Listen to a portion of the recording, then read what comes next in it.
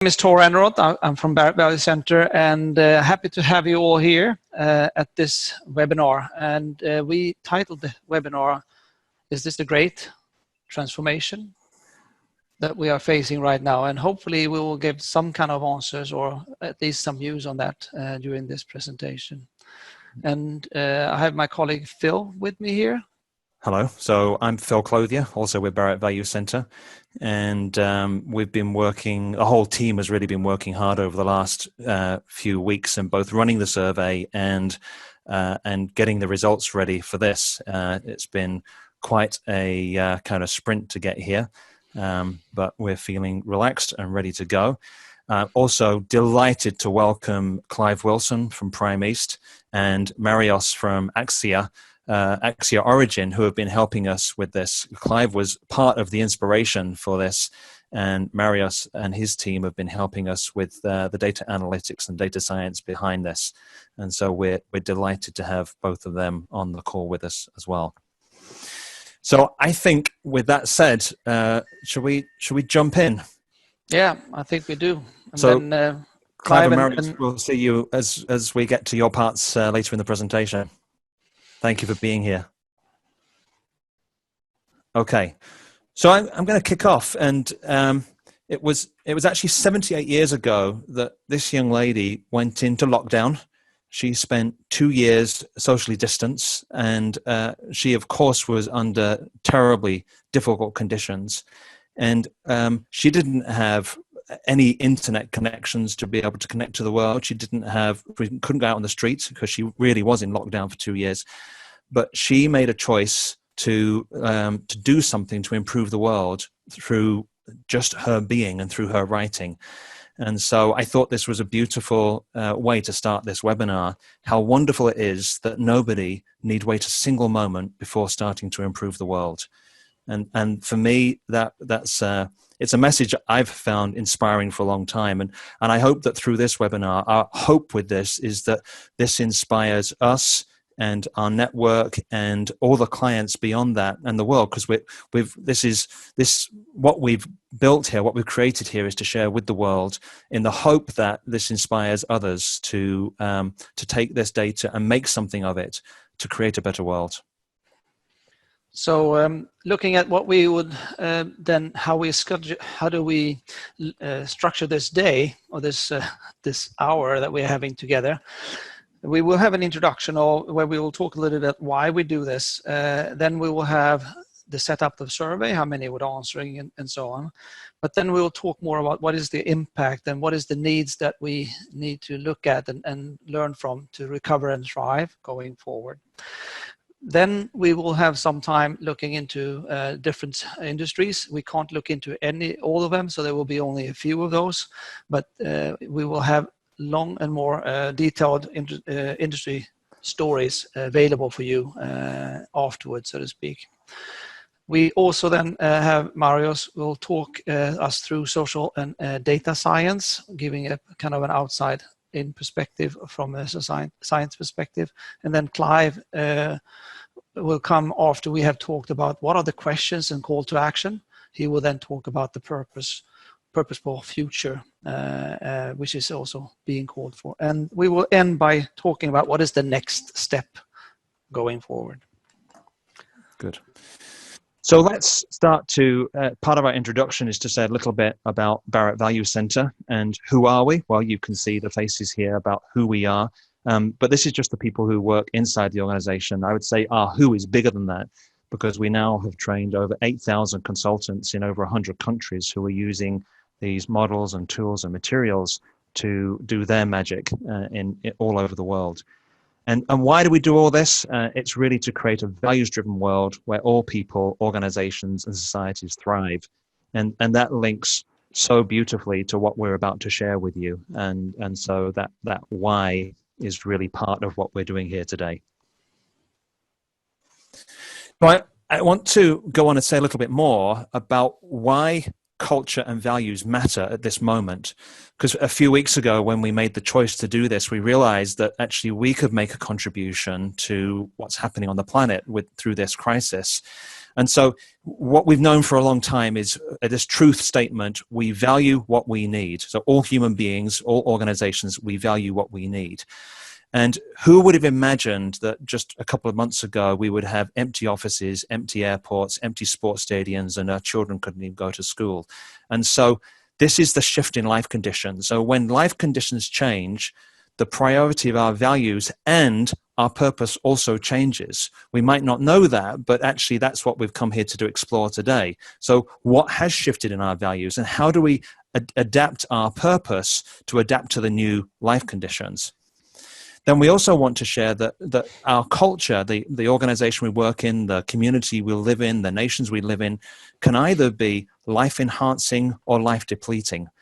And that's important to know that, so we can have a positive outlook and a positive way to work together to face this, or we can have a way that starts to erode trust in each other, in society, in our organizations. And as I say, either enhance the possibility for us to navigate this, or actually deplete that possibility and leave us in a more difficult place. Finally, go on, Tor, you want to say? No, I was more taking air for the next You're picture. breathing. Okay. Yeah. So the final thing to say is that of course we are in a health crisis right now. And that is all part of this whole picture of, is this a societal crisis? Is this an economic crisis? Is this an environmental crisis? It's all of those things. And what's required to address all those things is organizational sustainability.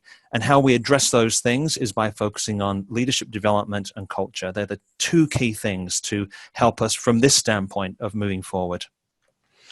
So we were a group of people that was inspired about this idea of doing this survey. So why do we do this? Why did we do this? I mean, one is, of course, how has this pandemic impacted our values and our cultures in an organizational context? And it's good to have that focus and understand that we are talking about the organizational context only.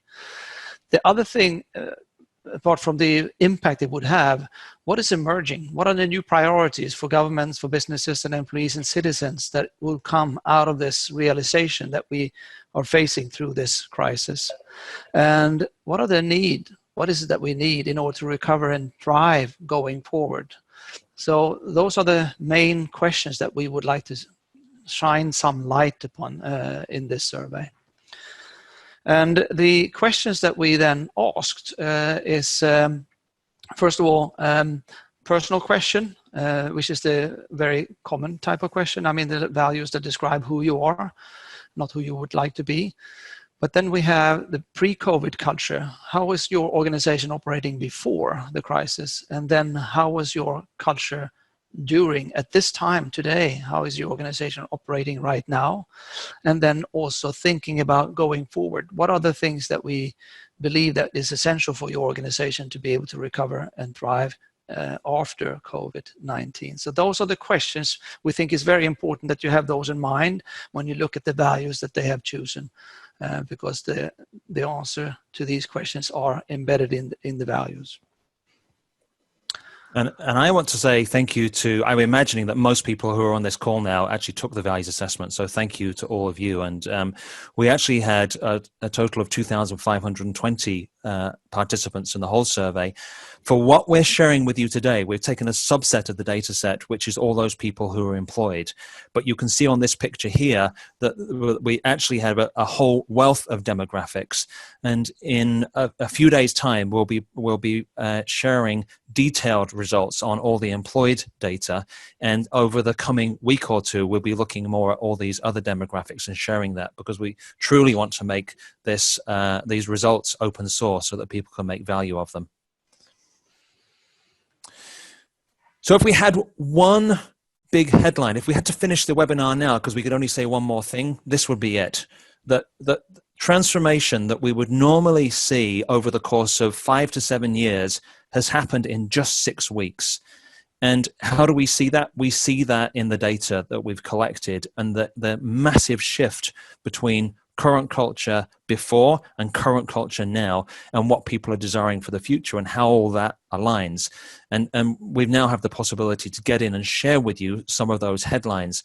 And we'll be sharing very brief top-level headlines with you today. And as I say, in a few days' time, you'll be getting much more of the detail of that to dig in for yourselves. So let's then look at what kind of impact have COVID-19 had on our culture. And if we then start with the more personal values, and we already here see a clear shift. Something that has shifted in how we look upon what is important for us as individuals. And if we then, I mean, there are values that are has been already with us from before, so to speak, when we choose our top 10 values, and that is family and continuous learning. They are also up on this list here, as you can see. And they are actually the most important ones for us at this stage, which is quite interesting, continuous learning and family. But then you will also have words like making a difference, adaptability, well-being, caring, and caring. And as you can see, there is a sense of knowing that what I value is a possibility to adapt to the new, to be open for the new, but also with the continuous learning that we have here, prepare yourself for the future. But there is a clear and very obvious shift already in your personal values. So we now go on to look at really from a headline standpoint what's happened in the way that people are experiencing their organizations. And so if I characterize how people used to see their organizations, on the left was pre-COVID, and on the right is during COVID. So what we used to have is organizations were predominantly around performance and control and hierarchy. And now what that's gone to is much more about people focus, much more about looking after people and being much more aware of people's needs. There's adaptability. Of course, adaptability is probably the core evolutionary principle, adapting to life conditions on planet Earth. And so life conditions have changed, and we've responded to that, and this value has become very prominent. And the other thing is going from hierarchy to working together. So there's much more sense of collaboration, teamwork, and this ability for people to work together.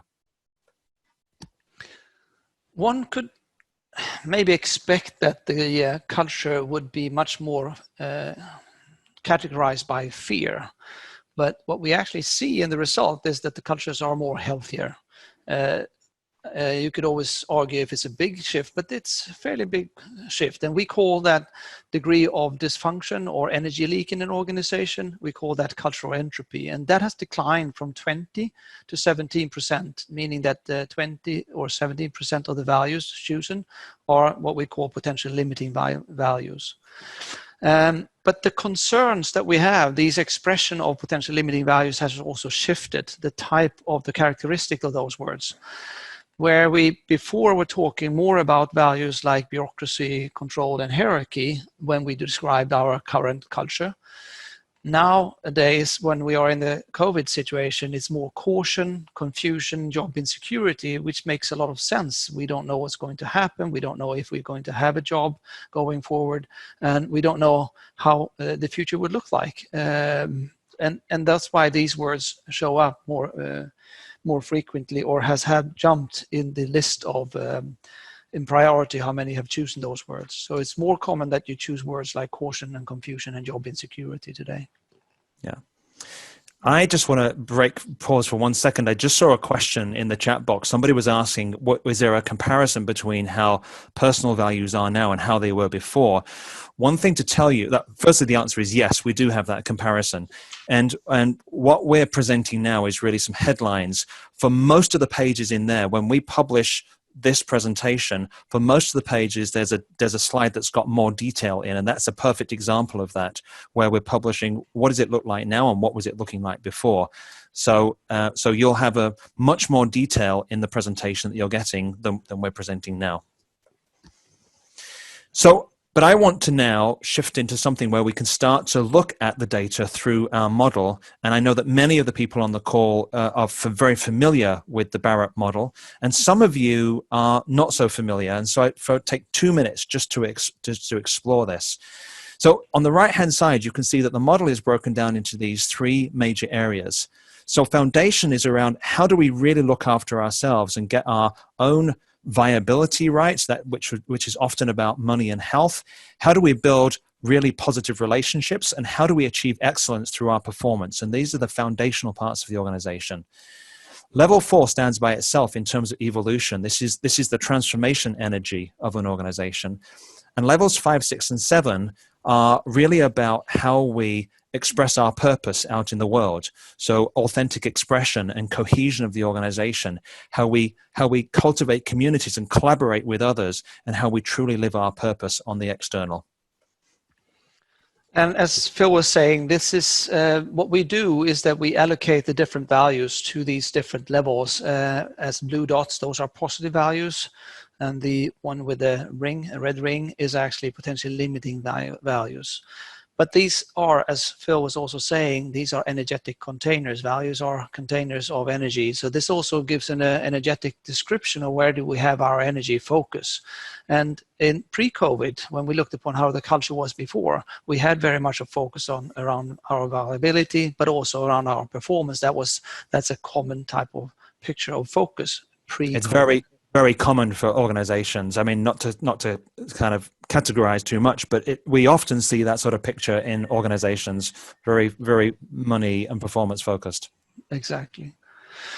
What we see now during the COVID situation of the culture is much more around the evolution picture, and that's more of continuous learning, work-life balance, and questions like that. Meaning that we have much more of a focus of wanting to evolve, wanting to transform, wanting to grow and develop and leave what we had. So much more of that type of focus today. And if we look at the values below that, you will see more of what those values are. You have the words displayed here in order of how many people have picked those words. So these are ranked in order how many votes they have gotten. And they also have for each of the words the levels, so that means that teamwork is on level 4, for example.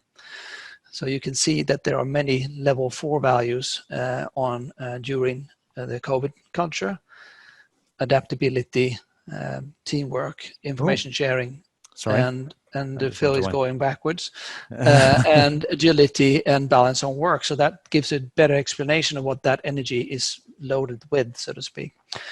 The thing with this picture is that also shows you what are the new values, what are the new requests, because the words that are in black are the ones that are the same in pre-COVID. The ones that are in bold blue is new values that we see now compared with the pre-COVID situation. And this is what we talked about, that transformations that usually take 5 to 7 years have happened overnight. To see this level of shift between pre-COVID to during COVID in a course of about 6 weeks is just a remarkable change. Mm-hmm. And of course, the question is this a shift that is happened just for now and we go back again? Or do we take this moment to consciously choose how we create the future as well? And we can go a little deeper as well, Phil. Yeah, so we can go a little deeper than that. What we just showed you was the top 10, the priority values. But what was really interesting to us is that pattern of change wasn't just in the top 10. It was also, we're looking at the top 20, or in this case, 21 values here. And everything that is orange has now gone away, and everything that is blue has now come. And so I don't need you to read all the words in here, but just suffice to say that degree of shift, or the orange words going away, or the blue words coming in, is an unseen level of transformation, is an unseen level of shift in culture in such a short period. So let's go then and look forward and go, what is needed in order to recover, but also in order to thrive? Because, I mean, culture is going to be important not only, before, it's also important very much now when we are in this uncertain time, so to speak. And I feel that we are, of course, very much focused on ourselves in the beginning, but now when we are starting to look at what's going on right now, we need to find ourselves in this situation. You need to find a way to recover and start in order to be able to thrive. Yeah. So this is now what we are going to look at now is more of the outcome of what we are expecting, what's happening afterwards. And this comes from the question about select the values you would desire for your organization to recover and thrive after COVID. And so what we saw was, again, this is remarkable to me, but 6 of the things that people are experiencing now in their during COVID experience are the things that they also want to have moving forward as well. So this is a remarkable level of alignment. It means that many of the things that people desire for the future, they've already got. So adaptability, agility, teamwork, digital connectivity, balanced homework, and cross-group collaboration. These are all things that they're now and people want for the future. And teamwork, by the way, was something that was also existing in the before period as well. And in the, yeah, exactly. Yeah. So the new direction in this case, and here it says employee engagement. What are the values that being, the new values are showing up in the new request, what's going to happen after post-COVID, so to speak. The new values here, except for employee engagement, which was actually already in the pre-COVID situation, is innovation, continuous learning, and open communication. But I'd like to add, energetically, it's a very aligned picture between the current, or the during the COVID situation and the post-COVID picture. These are very energetically aligned, and there's a strong focus on level 4, which is then evolution. Yeah. Good.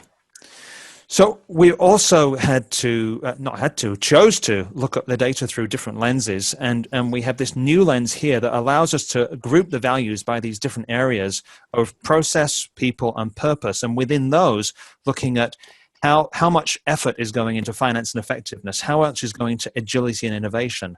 With people, we're talking about trust and engagement and employee well-being as different categories, and then with purpose, we're looking at direction and communication, and sustainability and society. And what we can see with this picture, I'm going to draw your eyes to finance and effectiveness firstly. So we can see that in the pre-COVID current culture, that 25% of all effort across the average of organizations was in this area of finance and effectiveness. And this has been the biggest drop. So it's gone now currently down to 13% and continues to drop in the post-COVID recovery period to 10%. So what has taken its place? What's taken its place are these 2 areas here, agility and innovation.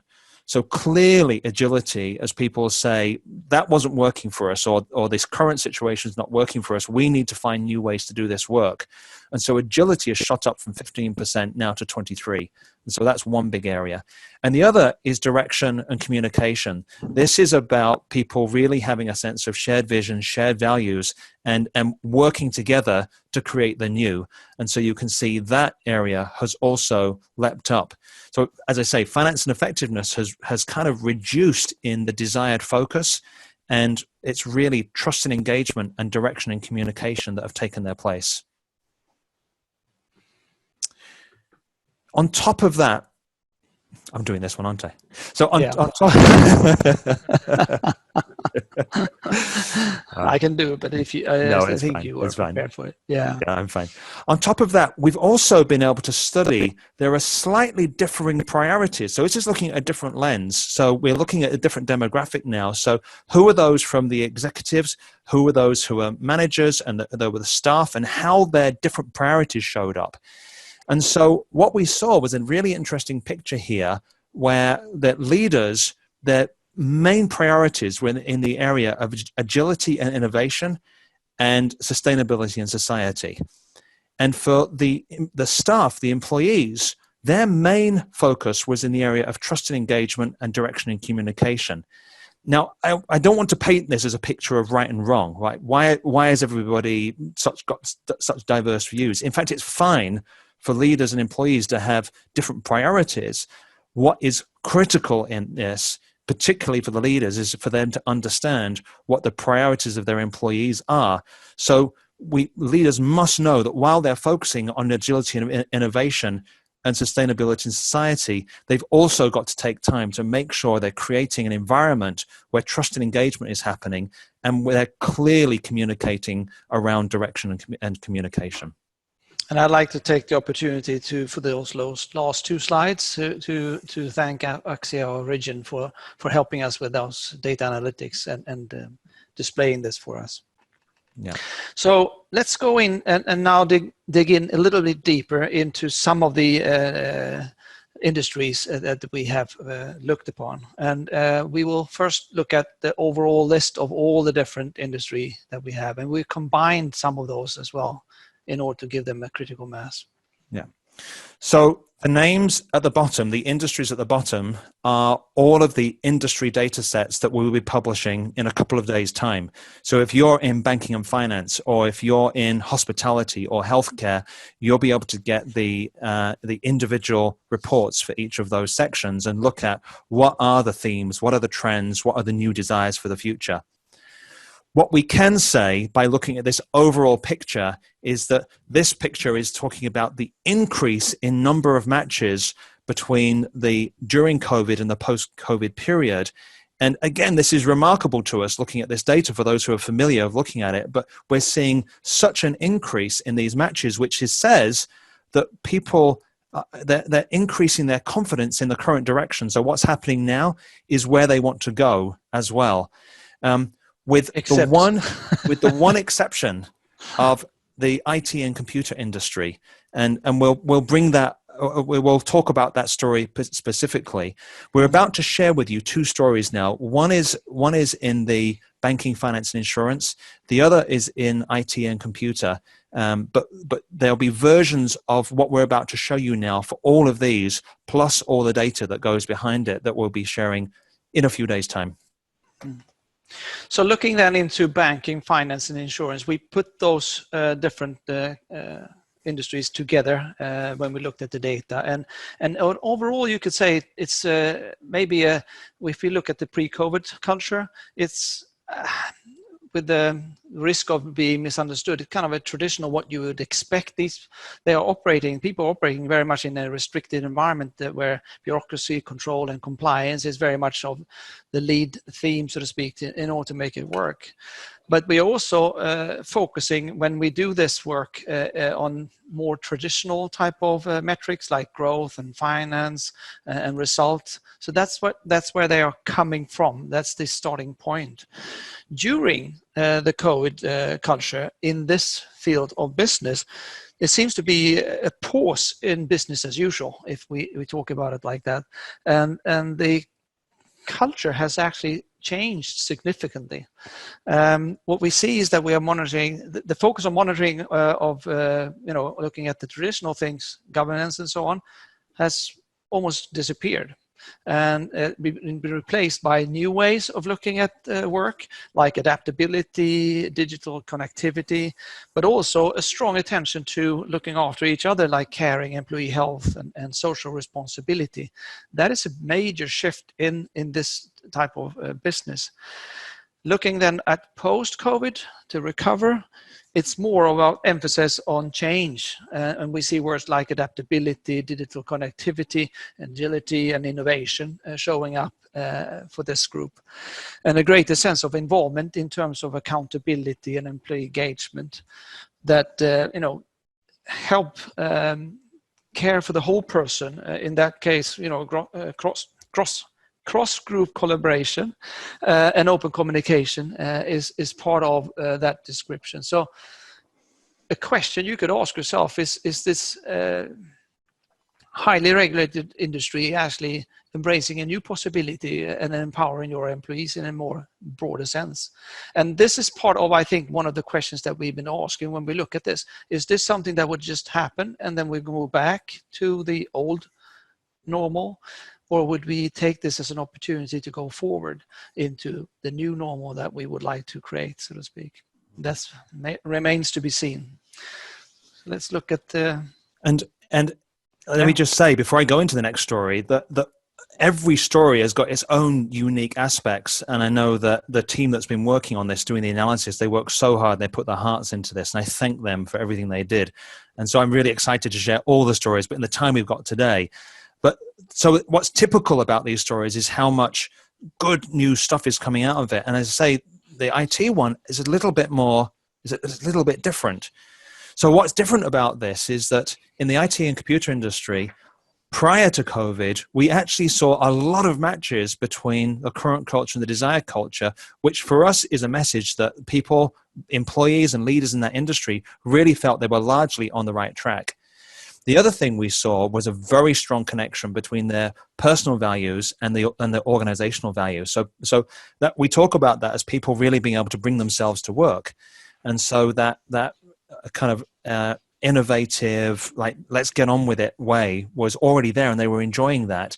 And they felt very much that they were able to contribute their ideas, so that they felt a sense of purpose in coming to work each day. What's so interesting with this one is that confidence has dropped. The number of matches between where they are now and what they want has dropped away. It's the only industry that we've seen that in. So what are they doing now? They're still getting on with their work, but they're having to spend much more time in communication with others, and how to in figuring out how to respond to this. So there's that communication piece, and they're also figuring out much more about employee health. So that's another part of what they're focusing on right now.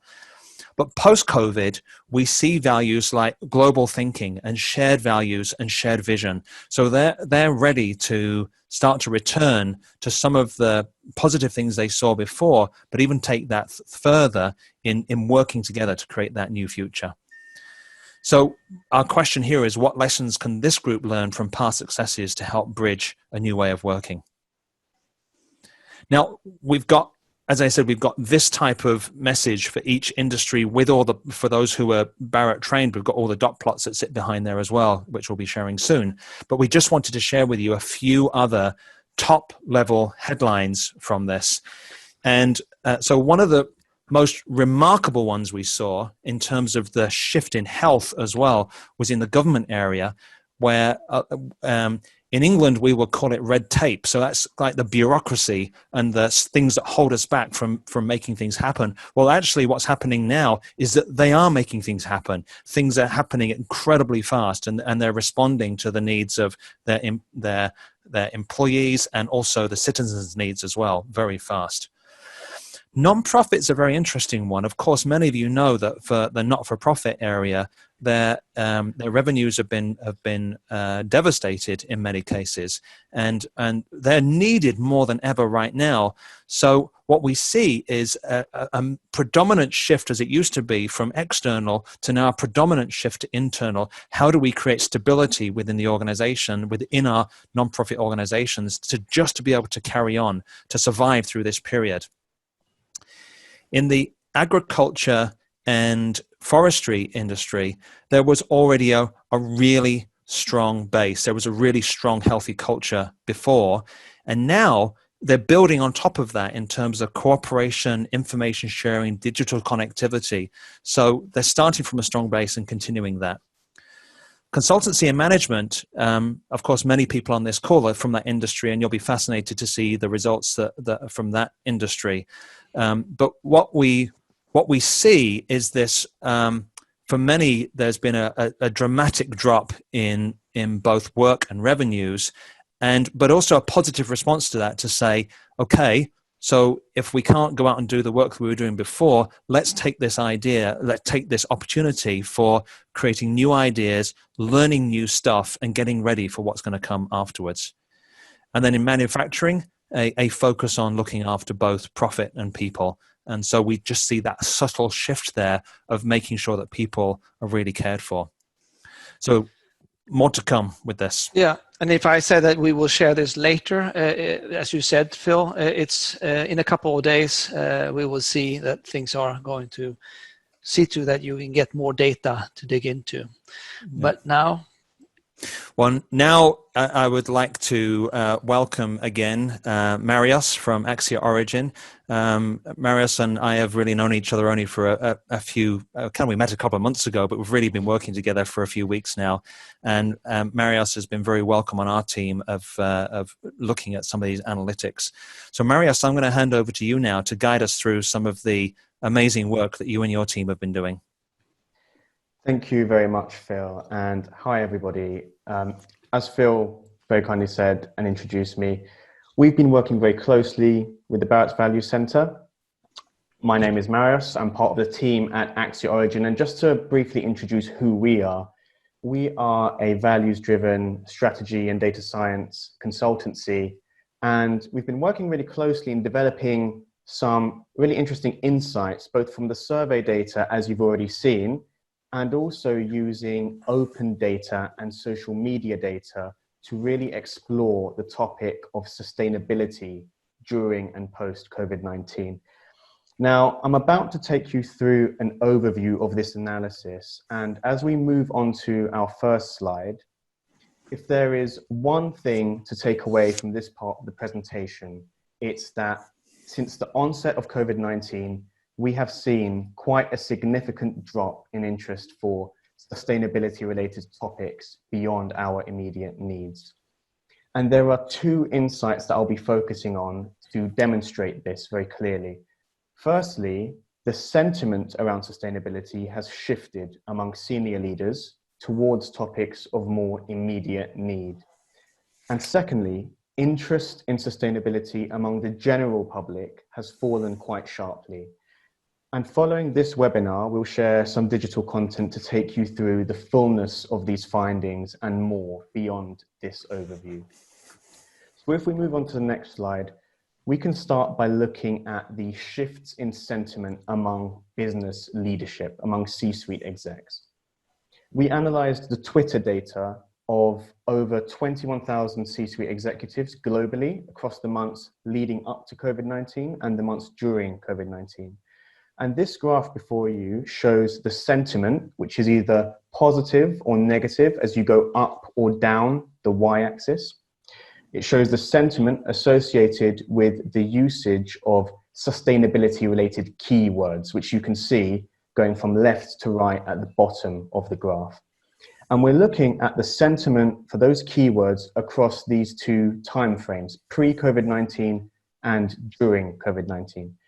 And the key conclusion here is that for C-suite executives, there has been a negative shift in sentiment for topics of longer term needs and a positive shift in sentiment for topics of immediate need. And we can see that really very clearly by looking at some of the numbered examples on the screen in front of you. So references to sustainability, future generations, and human rights, those that are highlighted with red labels and numbers. Those references were more negative in sentiment during COVID-19 than before it. So in other words, they are part of more pessimistic conversations during the pandemic than before. And those words are distinctive and meaningful precisely because they are topics which reflect longer term societal need. And on the flip side to that, we've seen a positive shift in sentiment for references to compassion and power, which are highlighted in green over the same time frame. Words which reflect immediate leadership needs.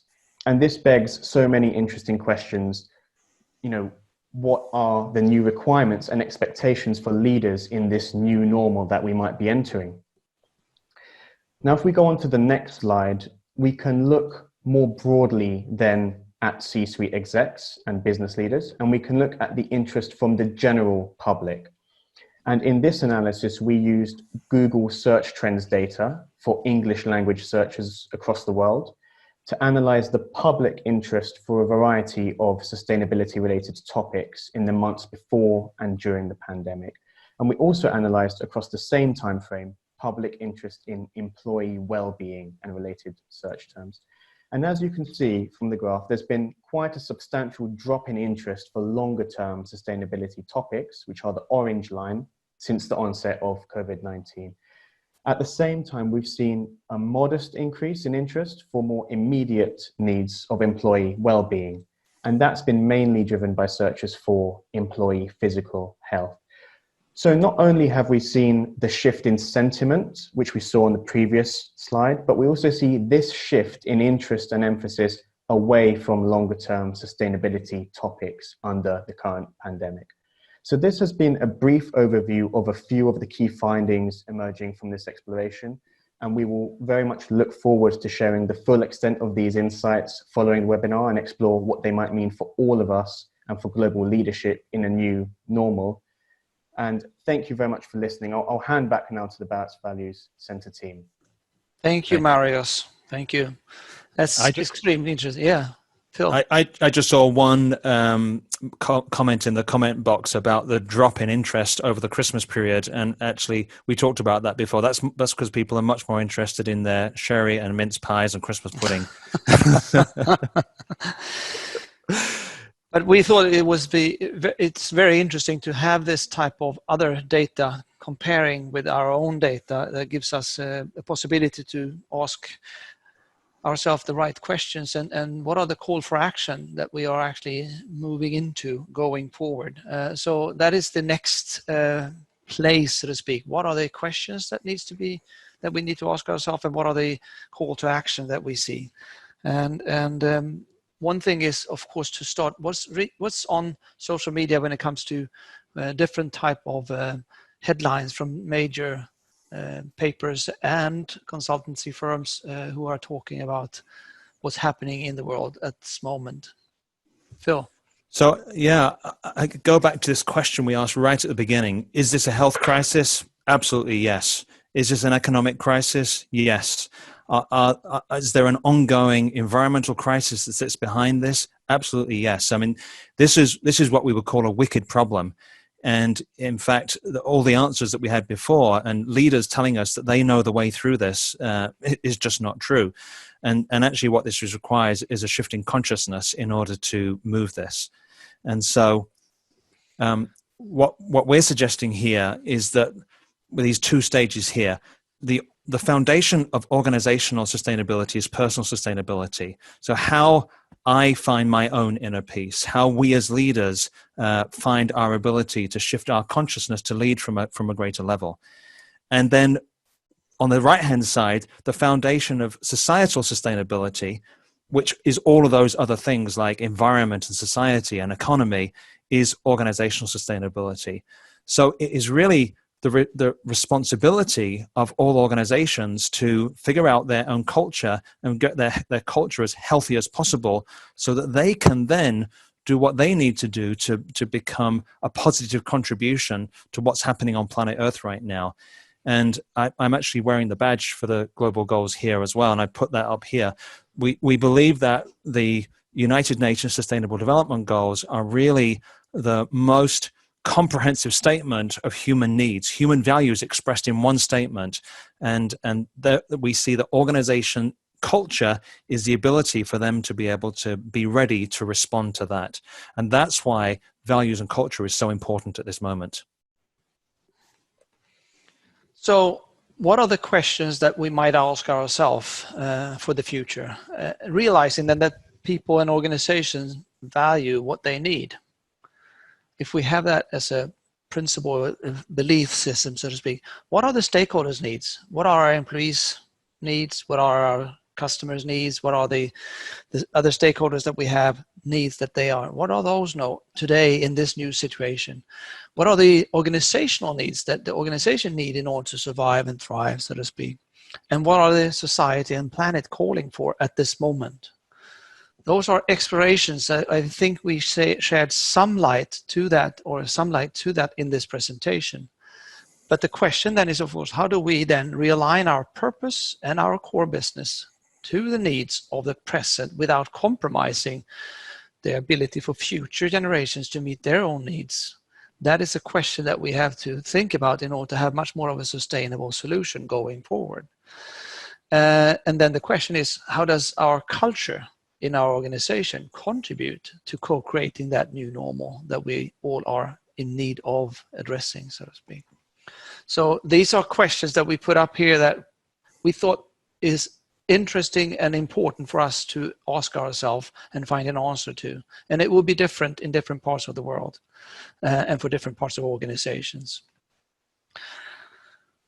We don't have the answers, but we think that this is something that we should bring forward to our organizations. And yeah, Phil. And in fact, that's an important point. We don't want to have the answers. We want to be able to pose these questions to leaders and organizations for them to create their own answers. And this data is part of creating the framework for that to happen. Mm. And now I'd like to welcome Clive back again. And Clive's been a friend, a personal friend and a friend of Barrett Values Centre for many years now and has been doing this work. And as I said earlier, Clive was part of the inspiration for this piece of work happening at all. And Clive is a huge advocate of the work of the United Nations and has written a book in that area, which he'll share a little bit about now, but really focusing on this field of future purpose. And so, Clive, welcome to the call, and I'll hand over to you now. Well, thank you very much, Phil. And there's the book you talked about, Designing the Purposeful World. And as you know, Phil, and Tor knows, I wrote that book as a sequel to its predecessor, Designing the Purposeful Organisation. And the reason I wrote it is that having spent most of my work with Prime East, and Prime East has spent something like 30 plus years specialising in learning and development, and particularly in purposeful leadership. And so the Designing the Purposeful Organisation talks about the need for organisations to align to a compelling purpose and to systematically point everything that it does at that purpose. And in the final chapter of Designing the Purposeful Organisation, I speculated that actually that logic could be applied to the whole world. And I actually wrote that just before the United Nations published the first draft for the Sustainable Development Goals.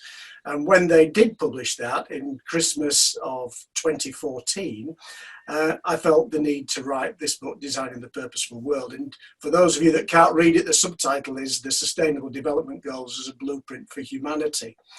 And I just want to give you a philosophical point of view about purpose. And you can see there on the slide, it says, purpose is what happens when the energy of who we think we are meets the energy of the world we see. And those worlds are very deliberate because it's not the energy of who we are meeting the energy of the world, it's specifically who we think we are and the energy of the world we see. And of course, that explains a lot of what is going on and that has been defined by the survey that has been taken by Barrett. And I love the way that Phil talked about when life conditions change, then our values shift and actually our purpose shifts. Because when life conditions change, the world we see shifts. And so when the way we see the world shifts, our purpose cannot do anything other than shift with it. And I also love the way that Tor talked about going forward, the need for a new normal. So the conversations that we're having at the moment, and the slide that Phil spoke to, that the image that really jumped out of the page at me was that of Mark Carney, the governor of the Bank of England. And even before COVID, he was talking about the need for organisations to have a new focus, a more sustainable focus, and he talked about those that didn't being part of the sunset sectors, and he was actually advising banks not to invest in those areas. So Phil, perhaps we could just move to the next slide. And what Phil and Tor have asked me to do is to just offer some tools, a couple of tools to help those of us. There are many people in the field of learning and development on the call today. And the question is, what tools have we got to begin to engage leaders in that conversation that will help them get in touch with the new purpose, the purpose going forward? How do we build, as many people have called it, the new normal? to build better, not to go back to the past. And the beautiful thing about this survey is that it is defining what the past has been and giving us some clues about what the future needs to be. And I would say that there's a bit of a health warning in that data as well, in that data is to a large extent quite inward looking. It's looking at what do we need within the organisation in our capacity and the communications in order to move on. So if we can go forward a slide, Phil. I think I'm sorry. Yep. Yeah. My mouse is too.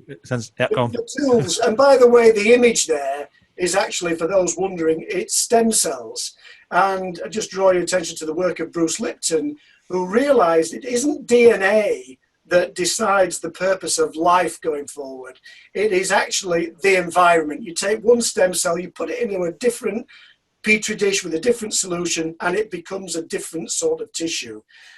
So in terms of having these conversations with leaders, I'd like to first of all offer a tool for coaching. And if you think about that energetic reaction between who we think we are and what's going on in the world, the starting question is, for those of us involved in coaching, so who are you? In all of this, who are you?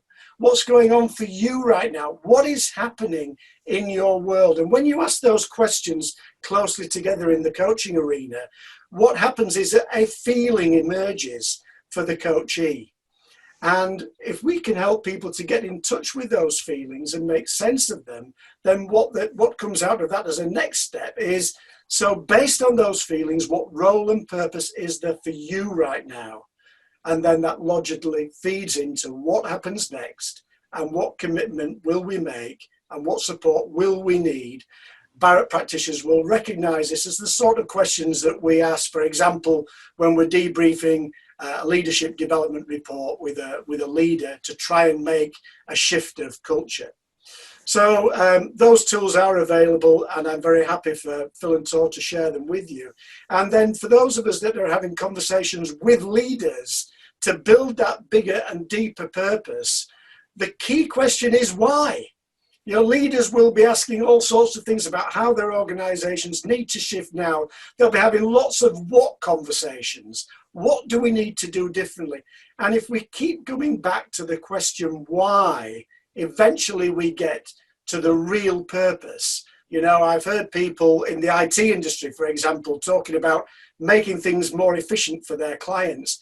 But when the question is why, perhaps the client is a pharmaceutical company that is going about saving lives right now.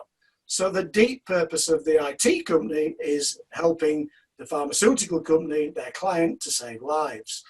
And when it comes to conversations on purpose for the senior leadership team, then let's use something like thinking rounds where we get the leaders and the key stakeholders involved in a conversation that says, what really matters? Why are we in business right now? Why does our organization even exist? And then encouraging leaders to listen with a deep sensitivity to those answers to allow the real purpose to emerge, and notwithstanding all the different purposes that will arise, because purpose is never singular. So I would just encourage, and the tool explains how this is done, that the consultant, the facilitator, make sure that those things get captured in the form of something like a stakeholder charter. So those tools I offer in, take them, use them, and I just commend Barrett for the work that they're doing on this survey. Thank you, Clive. Yeah, thank you for your generosity. Yeah, the tool that you have written is a very simple but very succinct and clear description of how you actually take a leader or a group through that, which we will actually bring us to the next steps and also kind of conclude this meeting. What we are aiming at in a couple of days, we will have a page on our website, a landing page that will capture all these things. We have the recording, we have slides, and those slides are much more than we have seen. There are a couple other slides as well from this webinar that Phil was talking about in the beginning of the meeting, of this meeting. Then we also have all the assessment data, and that data will be for people who are used to look at Barrett data, but also for those who are not so used to reading the results. So there will be 2 sets of those, meaning that if you are certified, you will get more of the details so you can read deeper. And we will start with the industry reports. And I've seen in the chat box that the different regions and other requests has also come up, and we will feed in this to this landing page more and more as we develop. We have been focusing on getting this data ready for this presentation. Yeah, there's a significant amount of work in the background with Alien's team, with Catherine and Emma and all the others doing what they're doing to create all of this. And so industry reports was our key priority, and now we're getting to age and seniority, and some of the other regions is one of the other demographics that we'll be coming with soon. But we'll be updating the landing page and communicating with you to let you know as those pieces come out. And we will have this landing page as a place where we then we will invite to more and new initiatives as we grow and as we develop in our understanding of this. So the dialogue tool that Clive was talking about will be possible to download from this page here, but also some other tools that we think is relevant at this moment, and also articles and other materials that we find relevant.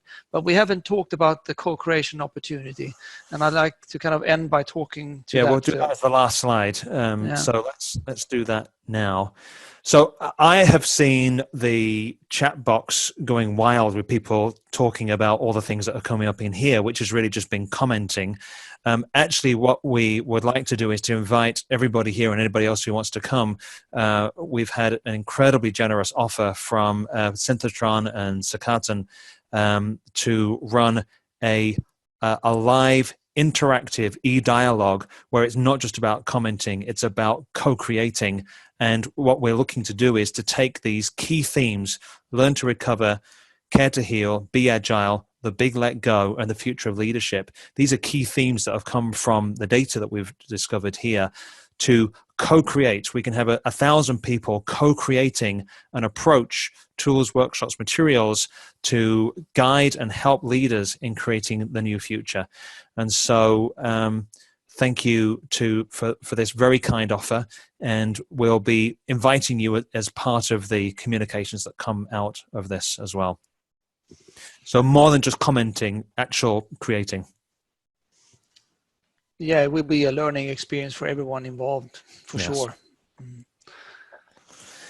So we are coming to an end of this presentation, this hour, and a big thank you to everyone who has been contributing to this. The time, the energy, the commitment, and the passion. And we have had an amazing journey together from the 5th, or even before, but from the 5th of May when we closed the survey until now, but also before that, to get everything up and running. A huge team effort from people inside of BVC, but also from people outside of BVC, which we are hugely thankful for. Yeah. Anything that you would like to add to that, Phil? Well, yeah, I'd like to say thank you. We'd also invite, when you get the data, when you get industry data or regional data or the bits that you find interesting, please feel free to write your own blogs, write your own articles.